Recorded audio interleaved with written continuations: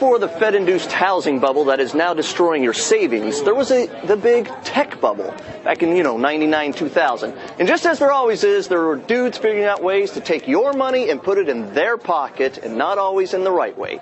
But one dude stood out from all the rest. His name, George4title Lebed. How you doing, Jonathan? Did I say it right? Yeah, nice to meet you.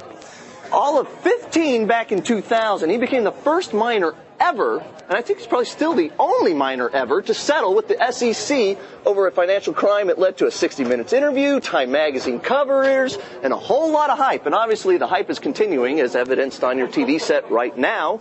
Jonathan's still recommending stocks on the internet on top of it all. Nowadays, he does it at Lebed.biz. I don't even know about this, man. Lebed.biz. I got to back up. I went to Lebed.biz today. I'm going to just fast forward past 2000. We'll come back to that in a minute. I'm looking at the stock that you had recommending to people today. What's the stock symbol?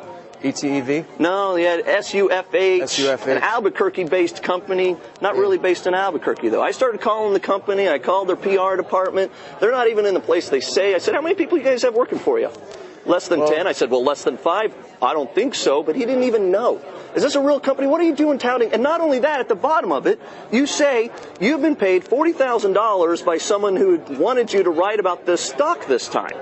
What are you doing here? What are you doing here, man? Nah, I wasn't compensated for that pick at all. There was absolutely no. But he had compensated you in the past, which means you've been paid to tout stocks from him, and you're probably doing this so that you'll be paid in the future to tout stocks from him. Let's call it what it is. Let's keep it real with our viewers. How about that, man? That's why I fully disclose everything on the website there. That's why you had a disclaimer there that you read about it. So why even do it? Why do something wrong and then disclaim I'm doing something wrong? Because that really is. You don't believe in this company. You don't know anything about this company, and yet you're recommending it to thousands of people. You got people watching on TV today, millions of homes right now, and you're saying, yeah, the stock might be okay. You don't know. Well, it gained 85% after we put it out, and we had so many winners this year. And all those people who bought it, all those people who listened to you and bought it after it was up 85%, lost their money. I picked First Solar at 62.20. It went to 283 the other day. I had ASTI at 10.10. It went to about $28 the other day. I had like 8 different winners in the solar industry this year. All of which they're all real companies, and so is SUFH. No, it is not.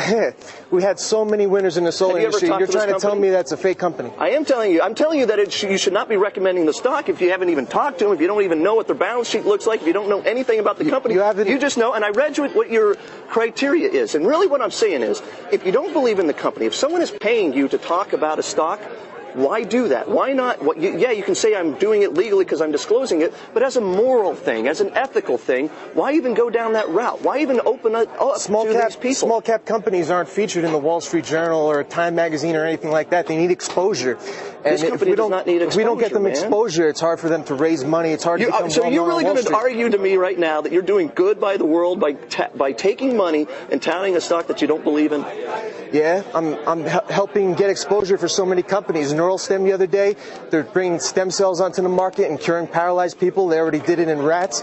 CUR is a symbol. How many of the insiders dumped when you pop the stock 80%? You're crazy, whatever man. It was? You're funny.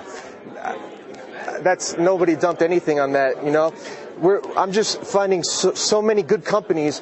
The last 8 picks I had were a speculative rating of 1 on Lebed.biz, my highest level of confidence. The average pick gained 127% from my pick price to the high this year, and that's all verifiable on the website. Danny, I want to know how many out of those number 8 picks did you actually get paid for? How many did you actually buy or recommend because you believed in it, and how many did you actually get paid under the table? But let's disclose it. Wasn't paid for any of them.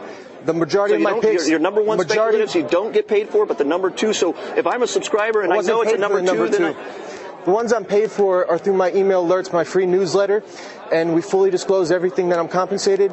And on the website, my stocks to watch, I'm not compensated at all. I'm the only person that actually profiles companies, and there's no conflict of interest at all.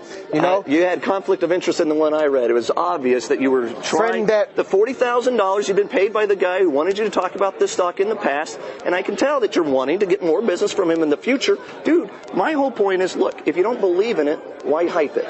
Don't take outside money. Try and do what's right. Try and buy the stock that you think is really going to go up on its own merits, not hype.